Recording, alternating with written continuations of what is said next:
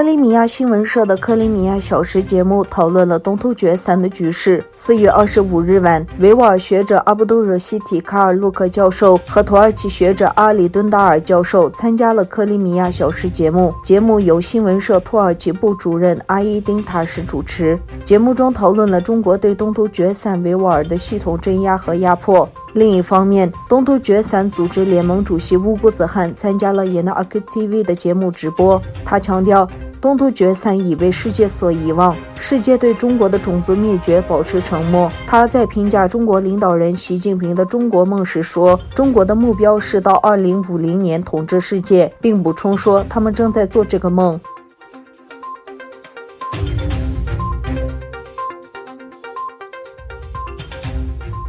中国在东突厥3建立集中营并拘留几百万穆斯林，已引起国际关注。居住在日本的迪娜拉女士透露，她在东突厥3伊宁市的侄子苏巴提阿卜杜歪利曾被中国任意逮捕并判处监禁。据自由亚洲电台报道，23岁的苏巴提曾多次前往土耳其经商，他于2017年4月遭到中国当局任意逮捕，这正是中国开始实行集中营政策的时候。他在同年11月被释放，但是6个月后又被逮捕并判处徒刑。他被指控为曾接受宗教教育。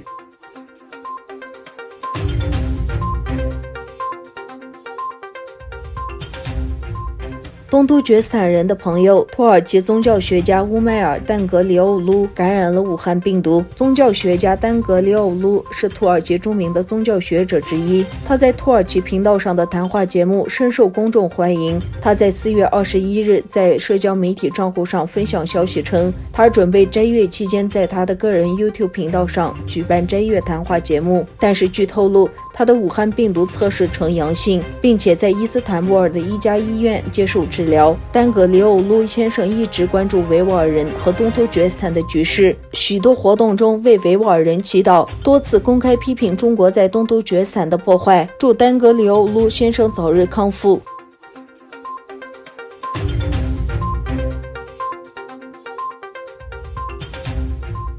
美国共和党参议员林塞·格雷厄姆表示，应该在中国武汉的病毒实验室中开展调查。参议员司法委员会主席格雷厄姆在福克斯新闻频道上说，武汉病毒疫情造成美国至少53000人丧生，以及2600万人失业。格雷厄姆说，在中国，人们因自己的信仰或宗教而被关进监狱，历史上没有任何国家给世界造成如此破坏。格雷厄姆指出，中国应与调查人员合作，对湖北省武汉市的实验室进行调查。